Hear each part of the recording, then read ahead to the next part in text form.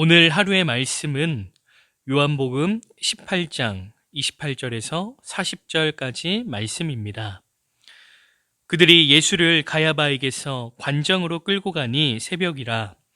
그들은 더럽힘을 받지 아니하고 유월절 잔치를 먹고자 하여 관정에 들어가지 아니하더라. 그러므로 빌라도가 밖으로 나가서 그들에게 말하되 너희가 무슨 일로 이 사람을 고발하느냐?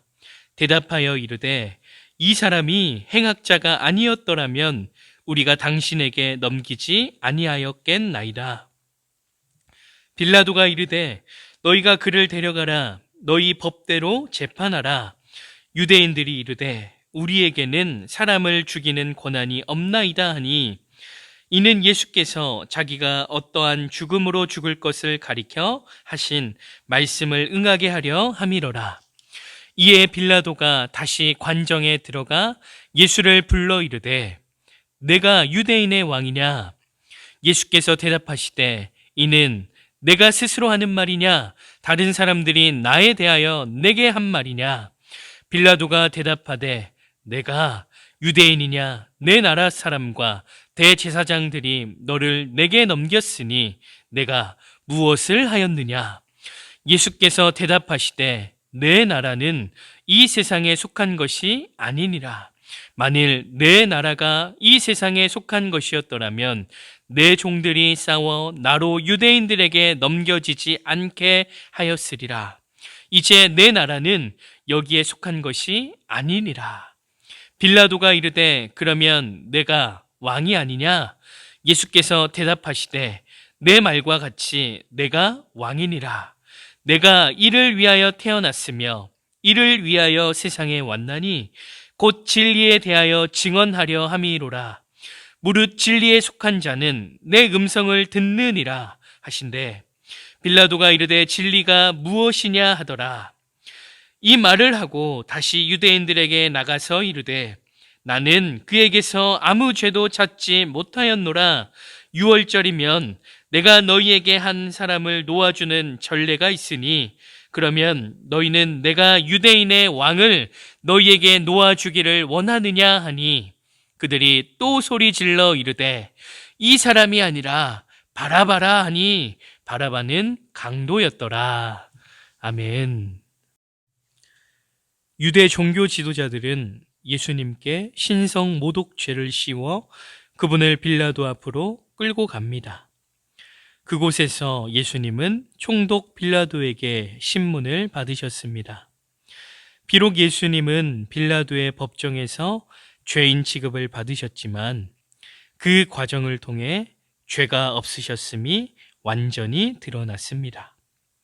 오늘 본문을 통해 신문하는 빌라도의 질문과 예수님의 대답을 통해 우리가 배워야 하는 교훈이 무엇인지 살펴보도록 하겠습니다. 먼저 빌라도의 질문입니다. 예수님을 향한 빌라도의 질문은 내가 유대인의 왕이냐 였습니다. 그의 질문은 예수님에 대한 진실하고 진지한 궁금증에서 비롯된 것이 아니었습니다. 이 질문 속에는 예수님은 절대 왕일 수 없다는 선입견이 이미 들어가 있습니다. 그런가 하면 빌라도의 또 다른 질문은 내가 무엇을 하였느냐 였습니다. 이 질문 역시 예수님이 하신 일이 무엇이든 간에 자신을 귀찮게 하는 일이 일어났다는 것에 대한 불만이 깔려 있습니다. 만약 빌라도가 예수님께 좀 더 진지한 관심을 가졌다면 그의 두 질문은 어떻게 달라졌을까요?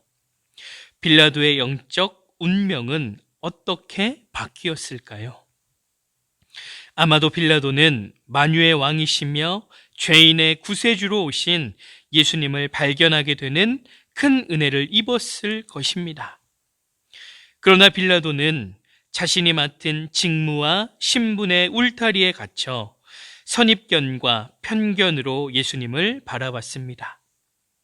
그는 유대인들의 폭동을 두려워한 나머지 그들의 압력에 굴복해 세상의 구원자요 왕으로 오신 예수님을 마주하고도 그분을 통해 구원으로 인도받을 수 있는 기회를 놓쳐버리고 말았습니다. 오히려 예수님께 사형 선고를 내리는 악역을 맡고 말았습니다. 우리가 예수님을 제대로 알아가기 위해서는 선입견과 편견, 우리의 경험과 지식, 이익을 과감히 내려놓아야 할 때가 있습니다. 작은 것을 내려놓지 못하면 하나님이 예수님을 통해 주시는 헤아릴 수 없는 큰 복을 놓칠 수 있습니다. 그런가 하면 두 번째, 예수님의 대답을 한번 살펴보겠습니다. 빌라도가 편견과 눈앞의 사소한 이익에 사로잡혀 있었지만 예수님은 그를 자비롭게 대해 주셨습니다. 빌라도의 어리석은 질문에 예수님은 그가 지금까지 전혀 접하지 못했던 영적 세계를 열어주시는 답변으로 도전하셨습니다.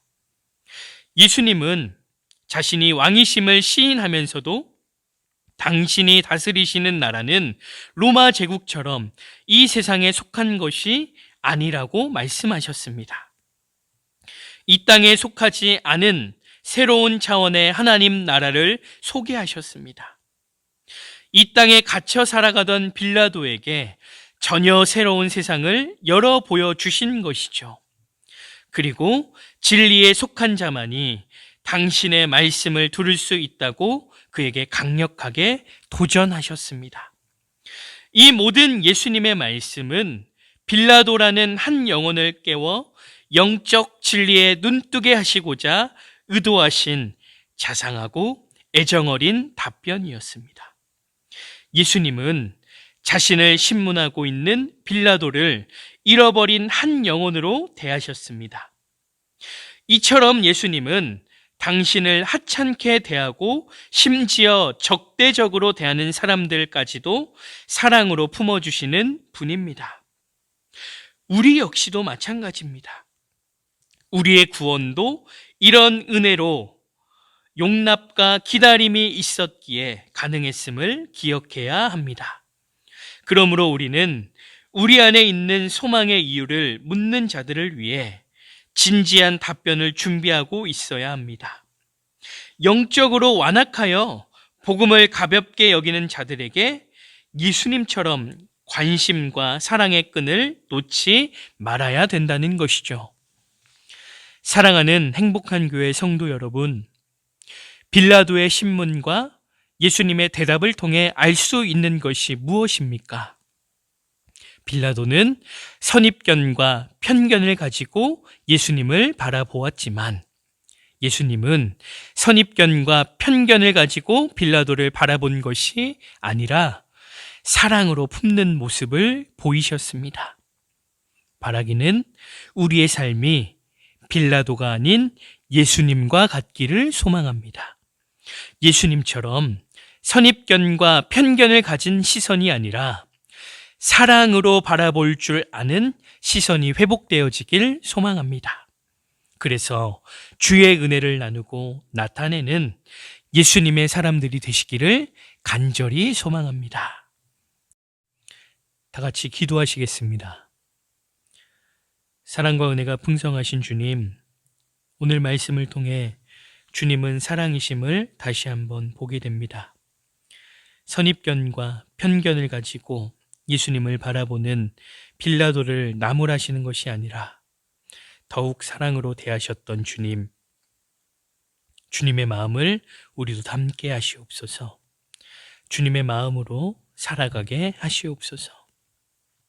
우리를 향한 선입견과 편견을 가진 누군가가 있다 할지라도 예수님처럼 더욱 사랑하게 하시옵소서. 그래서 그 사랑이 은혜를 나타내는 발판이 되게 도와주시옵소서.